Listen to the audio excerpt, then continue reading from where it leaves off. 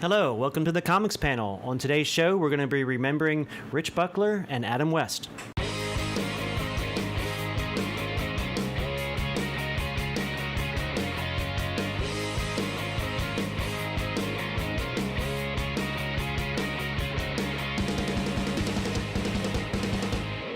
Okay, in case you guys haven't heard the news, a few people have passed recently in the last month or so. We've lost Adam West and Rich Buckler. Adam West, of course, was Batman in the 1966 television show Batman, which did a lot for Batman and comic books. And so we were going to talk a little bit about that. I know a lot of, I saw an interview with Mark Waid, and they were talking about Batman 1966 and how it inspired him and got him all excited about these characters and led him on a career towards the business of comics. That's pretty cool. Actually, he was probably between him and the Super Friends on Saturday mornings. More Adam West in Batman 66 was my induction into the whole comic book realm. Of course, back then I thought it was really cool. Now I go, but now it's fun. I mean, it's still fun. It's just back then I was in awe of it. It was it just used to come on after school for me. Yes. Same here. It's Same like here. I don't know, 3:30, 4 o'clock, whatever, like that. Same and here. It's like if you had to stay after school or whatever, it's like, man, it sucked if you had to rush home and miss Batman. I was a perfect kid. I never had to stay after school. I'm sure. Well, I missed quite a few. Anyway, it was great. As a kid, watching Batman was so cool. Like you said, other than Saturday mornings, you didn't really have any superhero stuff. So if you were into superheroes and comics, that was a great thing to watch. And as I got older, I realized how many different television actors and stars were on that show. I was just thinking that. And Burgess Meredith is one of the guys that when I saw him in later movies and stuff, it's like, that's the Penguin. And no matter what he did, even though he was in tons of great movies and television, I always remember him as the Penguin because that's kind of like the first time I ever saw him. I am a massive Rat Pack fan. Okay, and I've watched Ocean's 11. I watched it with the George Clooney, and I'm like, I've never seen this with a Rat Pack, and I'm watching it. There's the Joker. Yeah. The Joker's in it. And if you've ever noticed, if you've ever watched the old Batman, he never shaved his mustache. Yeah, they just painted over it. More makeup. Yeah. Because he refused to do it. He refused to shave his mustache. Not for this television show. Here's one that maybe you remember, maybe you don't. And I just lost his name. Egghead.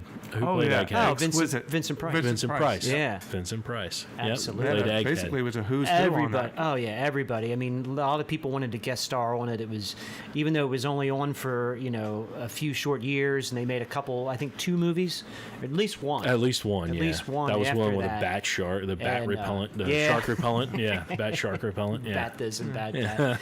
But, it really did a lot for Batman, and it's definitely the role that Adam West had that, really stuck with him. I don't know if it typecast him or anything, but it definitely was something that everybody remembered him for. I don't know. He did a lot of voiceovers, Simpsons and Family Guy. And I don't know that it typecast him, but he never forgot it. He never forgot where he came from. I don't think he was embarrassed about it or anything. No. I think it was just a either. good fun gig for him. And I think he appreciated the love he had from the fans for it. I think I he really wrote a do. book. I got that impression. I think he wrote a book at one time, and I remember a WWE wrestler, Mick Foley, saying he went to a book signing and meeting Adam West and the guy that played Robin, I forget his name. Burt Ward. Burt Ward. Meeting the both of them. Even though they were estranged at the time, he was able to get them both to sign a book. And I know he's been involved in conventions, and not too long ago he was on an episode of The Big Bang Theory where Sheldon said, I always wanted Batman to come to my party, and Leonard and the gang all get Adam West to make an appearance in there. So, I mean, he was still, being recognized for his role in cinematic history with Batman and everything else. So. He must have been one of the stars that Sheldon didn't have a restraining order against him for. That's true. That's true. Dude, there you are. Look, man, cool. We'll get back to the show in just a sec. But first, you gotta click on the subscribe button for the Comics Panel's YouTube channel, man. That way, you won't miss one gnarly episode. It's right there. It only takes a sec. I'll wait here.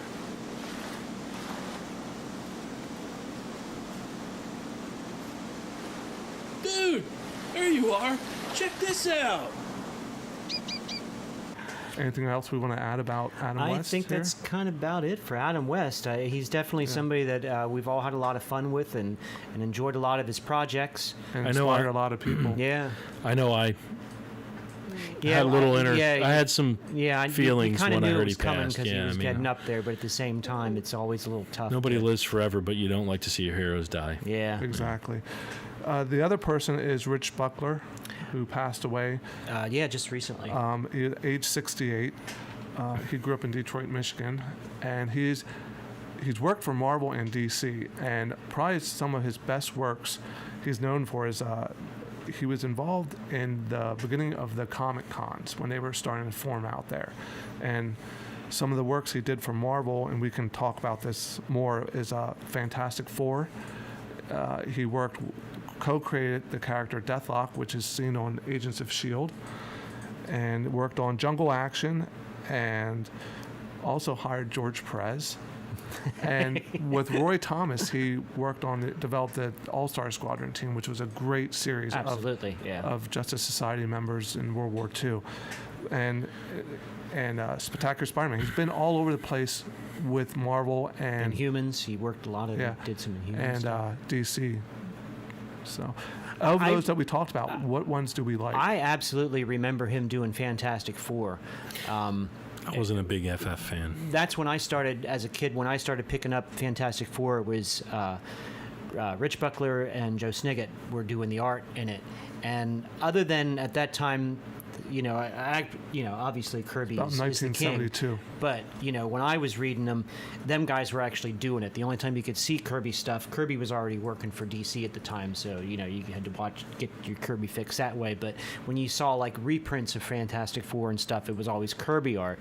But, Rich Buckler was the guy that I still think does the best thing. I love John Byrne's Thing, but his Ben Grimm The Thing, that's really cool stuff. He always did really great things with the rocks, and the facial expressions were always neat. So that's pretty much how I remember him, always from Fantastic Four, and well, that's kind of, I guess the Inhumans were kind of part of that too. But that's the longest run I probably have on him doing stuff. But when you said that he hired George Perez, he was like, wow, that's studio, it's like, that's a good move there. Yeah.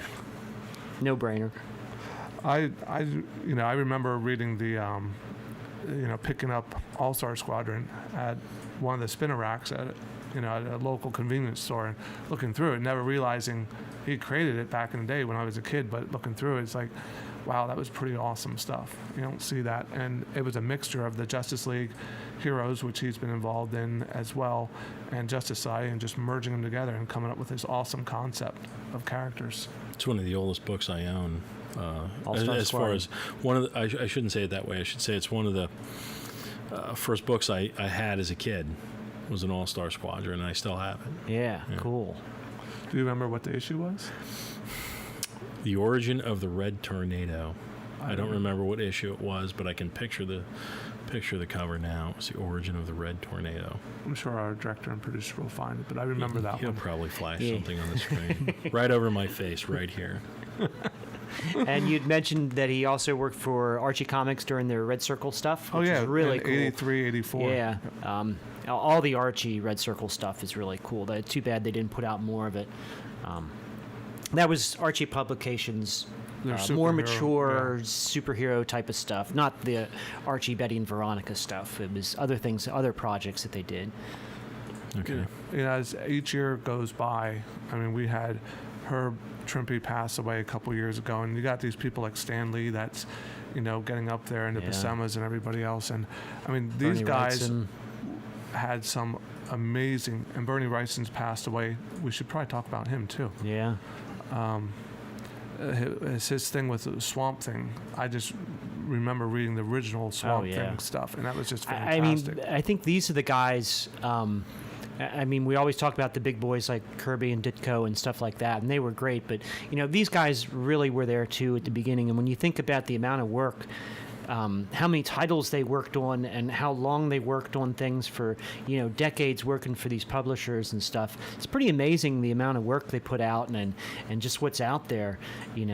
So much heart in their stuff too. Yeah, and imagine how much they inspired in the artists today. And they weren't. I mean, the today. artists today have a lot more recognition compared to what was going on then. I mean, everybody there, everybody had their fans and stuff like that. But outside the comic reader industry, they didn't exist. Well, if you would have back in- talked about commercial art, you would never have talked about a comic book artist. And back in the day, we all know that now you pick up a comic and a writer, Yeah. artist, inker, they're all listed on the that Cover, wasn't- inside cover, outside That cover. wasn't the deal. Yeah. Even some of the Carltons you pick up, it never even shows who wrote it or Yeah, you or had to who- find the who one the artist was. comic that, like the very first page, they would have a bit of a splash panel, and you'd have to look there to see the artist's name and then try to recognize the art from all your other comic Yep. books that you're reading.